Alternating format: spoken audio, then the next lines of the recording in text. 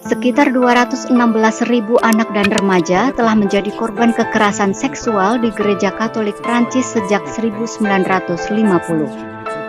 Hal itu dinyatakan dalam laporan yang diterbitkan pada hari Selasa oleh Komisi Independen. Selama 2,5 tahun, para ahli telah mewawancarai ribuan saksi dan korban. Pada saat yang sama, dokumen itu mencatat bahwa jika angka korban bukan saja anak-anak dari pendeta, tetapi dari orang awam yang bekerja di gereja, maka jumlah korban bisa mencapai 330.000 orang.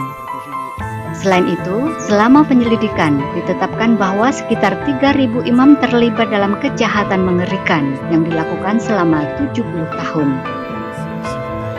Akan naif dan bahkan mengingatkan pada sindrom Stockholm jika kita kembali secara membabi buta mempercayai lembaga ini yang terus-menerus melakukan kejahatan paling keji. Mustahil untuk membayangkan mereka. Mereka adalah skala sadisme dan penyimpangan yang menakutkan. Sebagian besar korban adalah anak laki-laki, kebanyakan berusia antara 10 hingga 13 tahun.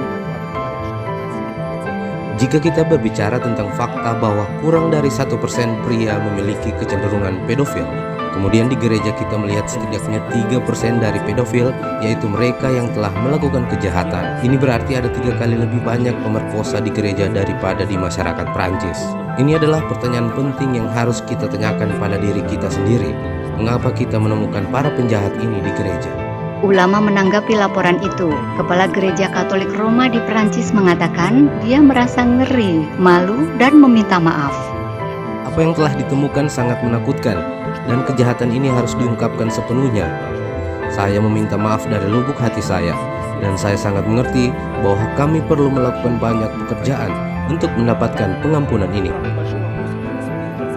Pertanyaan besarnya adalah, apakah para penjahat akan dihukum?